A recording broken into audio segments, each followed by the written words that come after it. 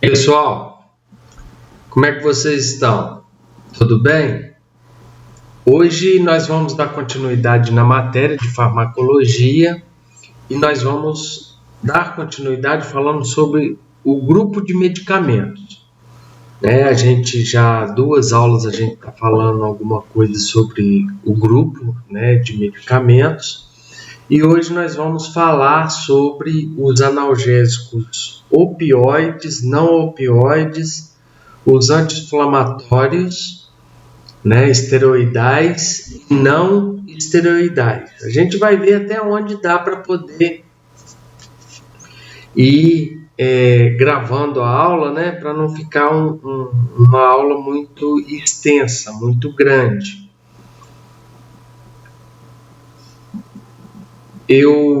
A gente vai dar continuidade. Só um minutinho, pessoal, por favor.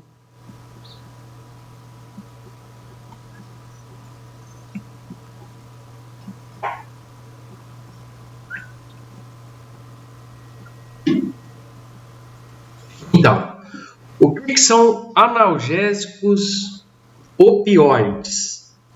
São substâncias com grande potência para diminuir a dor, que agem no sistema nervoso central. Podem causar dependência, devem ser utilizados com cautela e são derivados do ópio. Atualmente temos 3 alcaloides derivados sendo utilizados. O que então são os analgésicos opioides? Os analgésicos, o grupo de medicamentos analgésicos são utilizados para diminuir a dor ou acabar com a dor, Mas tem 2 grupos, os opioides e os não opioides. Os opioides, eles agem diretamente no sistema nervoso central, no cérebro do paciente. Eles são medicamentos mais potentes, Eles agem diretamente na zona da dor no cérebro,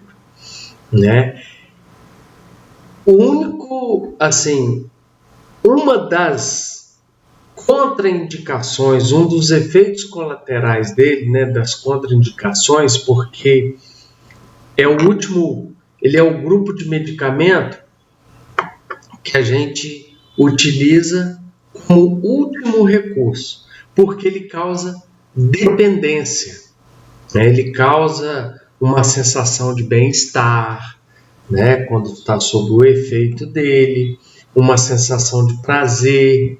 Então, esses medicamentos, o problema deles é que quando a pessoa está usando os analgésicos não opioides e deixa de usar os não opioides e começa a usar os opioides, eles causam dependência, E na maioria das vezes, aquelas pessoas que utilizam os analgésicos não opioides e passam a usar os analgésicos opioides, os não opioides não fazem efeito mais nas pessoas, entendeu? Então, tem que ter muita cautela, precisa ter muito cuidado para poder utilizar os medicamentos opioides. Alguns tipos deles são muito conhecidos, provavelmente a maioria de vocês já ouviram falar, que é a morfina, o sulfato de morfina, tem a codeína, que é o fosfato de codeína, o cloridrato de mepiridina, oxfomorfina e o tramadol. Todos esses medicamentos, eles são utilizados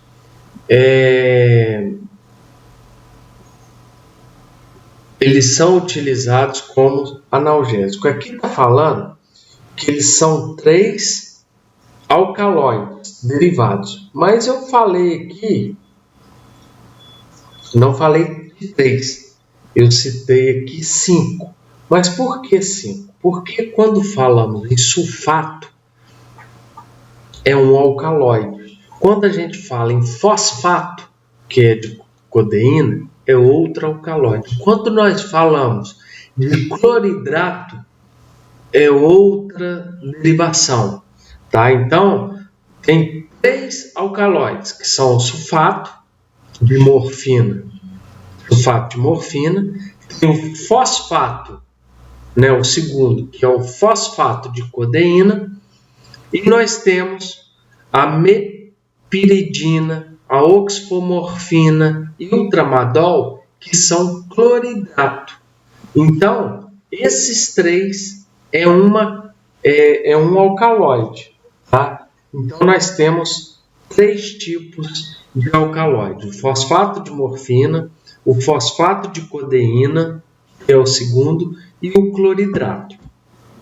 A palavra ópio, ela vem do grego, que significa suco, o qual é obtido realizando incisões na cápsula de uma planta quando ainda verde, denominada Papaver somnífero, mais popularmente conhecido como papoula, no Oriente, que é originada da Ásia Menor e cultivada na China, Irã, Índia, né, na Ásia toda, né, principalmente no Oriente Médio. Desta mesma planta também pode ser extraída várias outras substâncias com propriedade farmacêutica.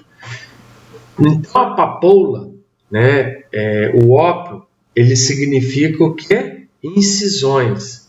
Ele significa suco. É quando a planta está verde, fazem sucos nessa planta para poder tirar a seiva. A seiva dessa planta é que tem a cocaína, né, codeína, morfina, que vai dar origem, né, a cocaína, a coca, que vai dar origem à morfina, codeína.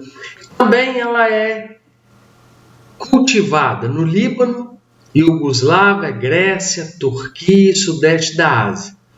Destas mesmas plantas também podem ser extraídas várias substâncias com propriedade farmacológica. Do ópio também pode-se obter opiáceos naturais, como a morfina, que é o alcaloide de efeito narcótico, né? E a codeína e os opiáceos semissintéticos, onde temos como exemplo a heroína. Ainda temos a substância totalmente sintética, isto é, fabricada em laboratório, que denominam-se opioides. Aqui é uma foto da papoula, né, que é a planta que é extraída a seiva dela, que vai dar origem, né, a morfina, a codeína. De um modo geral, todos os opiáceos e opioides são depressores do sistema nervoso central. Eles deprimem o sistema nervoso central. Ou seja, diminui o funcionamento, produzindo uma hipnose e uma analgesia, mas estão diretamente relacionadas à dose administrada. Quando utilizados em doses maiores que a terapêutica, poderão deprimir algumas outras regiões cerebrais, como, por exemplo, a frequência cardíaca, a respiração, a pressão sanguínea pode elevar.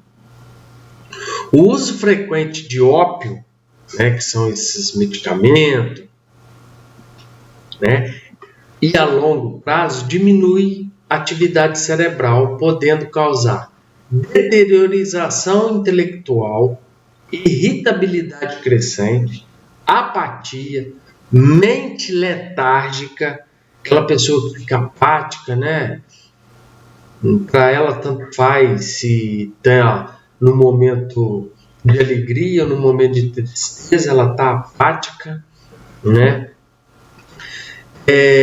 ela diminui a capacidade de vigília, a pessoa fica muito letárgica, parada, indisposição, né? Provoca sono, altera os centros da dor, causam depressão geral do cérebro, ocasionando uma perda de contato com a realidade, mente obnubilada,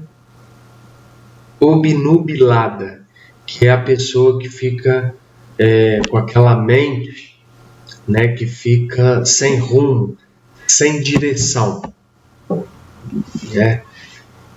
Então a gente falou até agora dos medicamentos opioides. Agora os analgésicos não opioides são substância utilizada para diminuir a dor, que age no nível periférico, atuam no sítio da dor sem causarem dependência e sem alterarem a percepção do indivíduo. Ou seja, o que é um analgésico não opioide? São aqueles analgésicos que vão ter um efeito no local da dor, né, na periferia. Por exemplo, se eu estou com a dor de dente, eu vou tomar uma dipirona, um paracetamol. O que vai acontecer? Eu vou tomar, ele vai cair na corrente sanguínea, ele vai aonde está causando a dor e vai neutralizar aqueles neurotransmissores ali para que eu não sinta mais a dor. Ele vai agir diretamente na dor do dente, né? Se eu estou com, dor de cabeça, eu vou tomar um medicamento, ele vai agir onde está causando a dor, não é a nível do sistema nervoso central, tá? São substâncias utilizadas para diminuir a dor, que agem no nível periférico, atuam no sítio da dor sem causar dependência e sem alterar a percepção do indivíduo. Os tipos, né, os exemplos que eu vou dar aqui: dipirona sódica, cloridrato de propoxifeno, nalbufina, pentazocina, ácido acetil salicílico, que também eles têm um efeito analgésicos, mas também eles agem como anti-inflamatórios, né? Meloxicam e o diclofenaco de sódio. Então, esses são alguns exemplos de exemplos dos grupos, né, de medicamentos não opioides e medicamentos opioides. Só para poder voltar e ficar diminuir a dúvida, né? O que são medicamentos analgésicos? Analgésicos são um grupo de medicamentos utilizados para diminuir ou cortar a dor, né? Analgésicos. Existem dois grupos de analgésicos: os opioides e os não opioides. Os opioides, eles agem no sistema nervoso central, no cérebro, na zona da dor, causa dependência, tem vários efeitos colaterais, né, como a morfina, a codeína, o tramadol, eles todos são opioides. E tem os analgésicos não opioides e não narcóticos. O que são os analgésicos não opioides? Os analgésicos não opioides são esses analgésicos que são utilizados com mais frequência, que nós utilizamos com mais frequência: dipirona,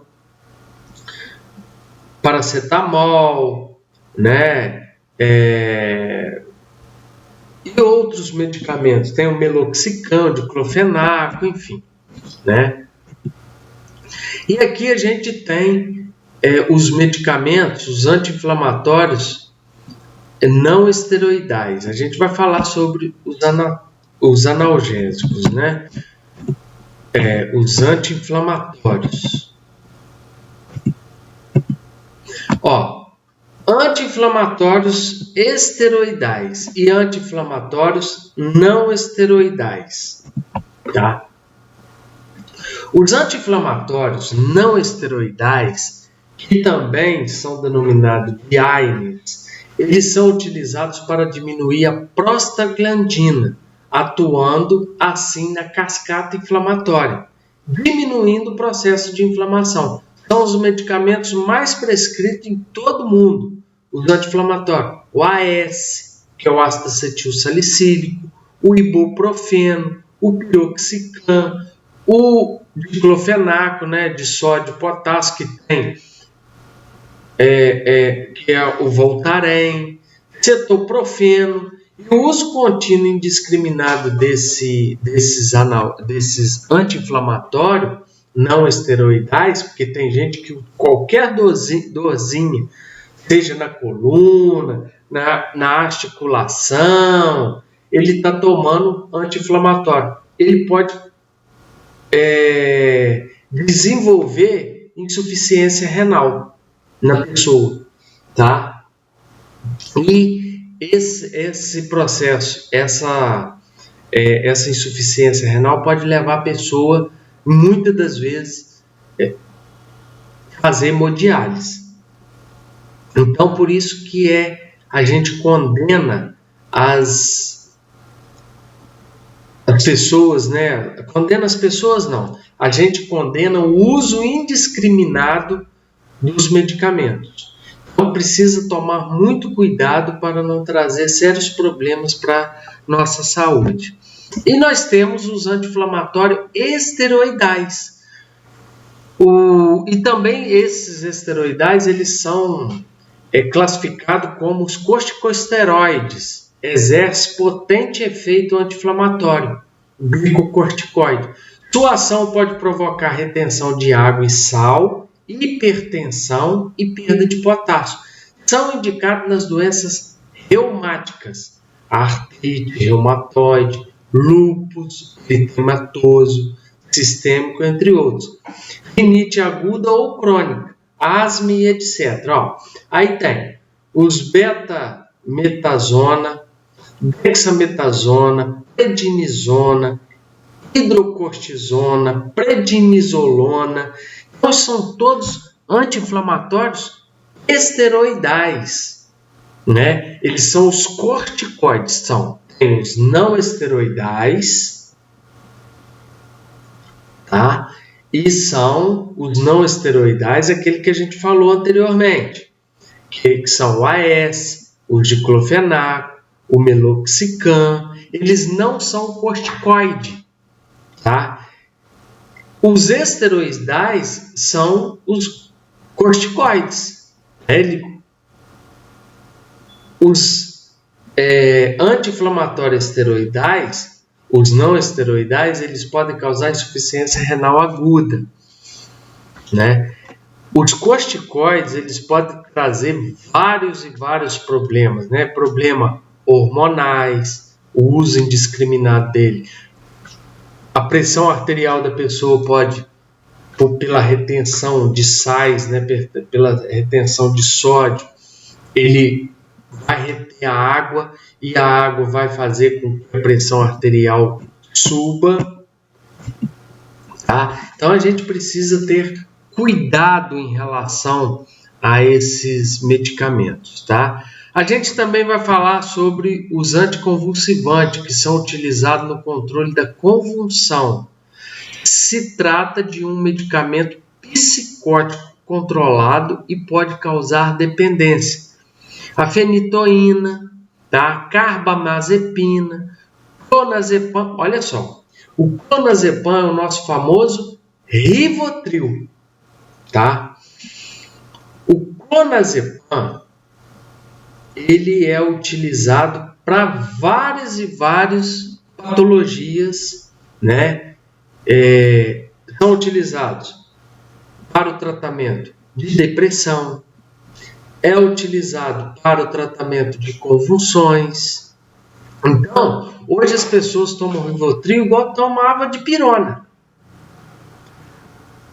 Tem que saber para que serve a dosagem, para que está tomando esse Rivotril. Tem gente que perde o sono, vai tomar Rivotril para poder dormir. Não existe isso, né? Tem que ter acompanhamento médico, né? Fenobarbital, que é o Gadernal, né? O gabapentino, o ácido valproico e o diazepam. Todos esses medicamentos, aqui ó, o Valium, que é o diazepam, o Depaquene, né? A gabapentina, o Rivotril, eles são utilizados para outros distúrbios do comportamento, né? Mas também são utilizados para tratamentos neurológicos que causam as convulsões, né? Tem os antidepressivos, né, que são medicamentos que melhoram os sintomas da depressão, tais como tristeza, desânimo, fadiga, insônia ou hipersonia, perda ou ganho de peso, lentidão ou agitação, entre outros. Medicamentos que são utilizados: o citalopram, a fluoxetina, a paroxetina e a sertralina. Na próxima aula, gente, nós vamos falar sobre dar continuidade sobre os medicamentos, né? A gente vai falar sobre os diuréticos, os eméticos, antieméticos, e vamos dar continuidade, vamos fazer, né? Como que a gente consegue identificar a quantidade de miligrama, quantidade de grama que tem cada frasco, cada ampola, tá bom, pessoal? E até semana que vem, se Deus quiser, tá? Um abraço no coração de cada um de vocês.